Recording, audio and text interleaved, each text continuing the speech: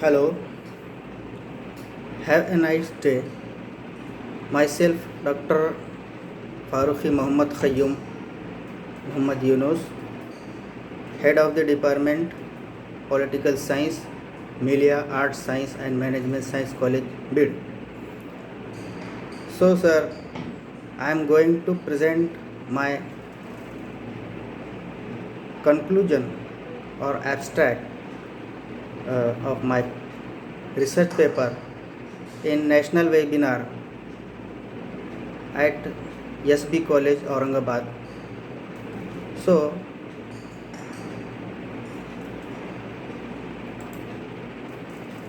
there is the title of my research paper, Regional Parties and Contemporary Politics in India.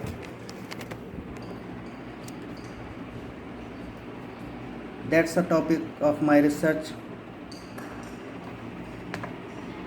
paper.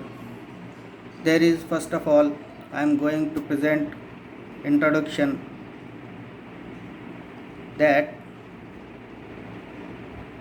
the rise of regional parties has contributed to the breakdown of the one party dominant at the center and total reversal of the authoritarian and centralized politics of one part system in Indian politics.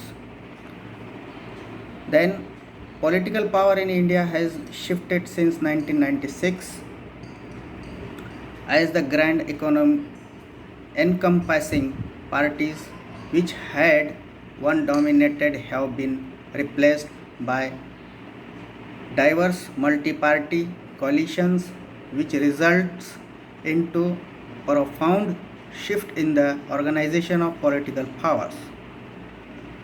Then I have mentioned some objectives of research paper. First of all, to control the government and carry out their general policies. Second, to evaluate the issues before the coalition governments in India. Then we can see their role of regional parties in North India. Role of the regional parties in North India, that means political parties have an uttermost important role in any democratic system. Political parties make democracy possible, elections possible, educate people and make government responsive. Roots of regionalism is in India's manifold diversity of languages, cultures, ethnic groups, communities, religions, and so on. Then, social cleavage. We can focus on social cleavage, that means relevant cleavages are those which divide members into groups with important political differences at specific times and places. They suggest three types of cleavage. Number one, descriptive or trait cleavages, race or caste. Second, attitudinal or opinion cleavages, ideology or preference. And number three, behavioral or act cleavages, those elicited through voting and organizational membership. They argue the cleavage patterns change as society also changes.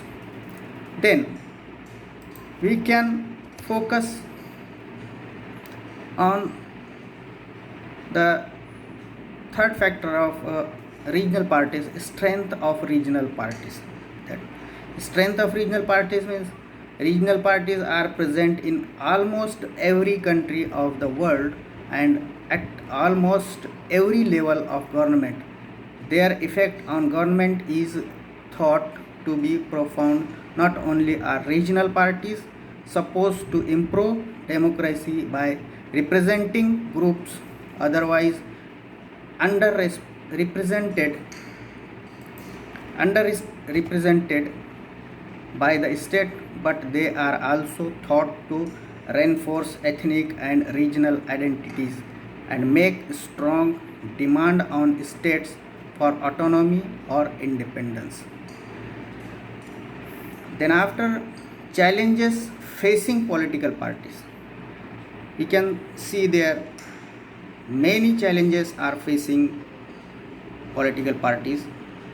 Political parties stay relevant as long as they mediate different interests and offer a basis of compromise with other parties. They are often complemented by civil society organizations which also represent different interests in society. Political parties that fail to address the issues the citizens consider to be most important risk becoming irrelevant and disappearing from the political map. As well as we can focus on role of political parties in India. The role of What is the role of political parties in India? In Indian political history, for almost 60 years, it had been led by the Indian National Congress Party. The other major opposing party to the Congress was and is the Bharatiya Janata Party. Besides these two, there are also some regional parties which represent their own states. Then after some years came the era of coalition parties, where in the case if any one party did not enjoy the full majority in the elections, would take the support of the other parties to form the National Democratic Alliance and the United Progressive Alliance UPA. The most important problem in Indian politics is that at least more than a fifth of parliament members face some criminal charges and around 40 of them are accused with serious criminal charges. Then after, regional patterns and emerging configuration. So in the 1996 elections, the Congress slumped to its worst performance ever, although it remained the largest party in terms of votes, 28%. In terms of seats, it was exceeded by the BJP. A principal reason for this was the exit from the party of important leaders with support in key states. This process began in 1993. Then I have mentioned the conclusion of this paper. The conclusion is as such that India would result in ethnic divisions, paralyzing electoral politics. The most successful electoral parties in India have always been those that championed bread and butter issues. Observers who anticipate the rise of the Hindu nationalist BJP, against whose charge Paswan defended his government, would do well to remember this. At the same time, however, the fact that Paswan, a Dalit, made his charge from the benches of the Janata Dal, a party built on support from middle status peasant groups, suggests how much has changed. In the past, the most important Dalit or scheduled caste leaders were in the Congress, and the Congress used basic needs concern to undercut. So I have presented my some words of this paper in this research paper. So I would like to present my some words thanking of you. Thank you, sir.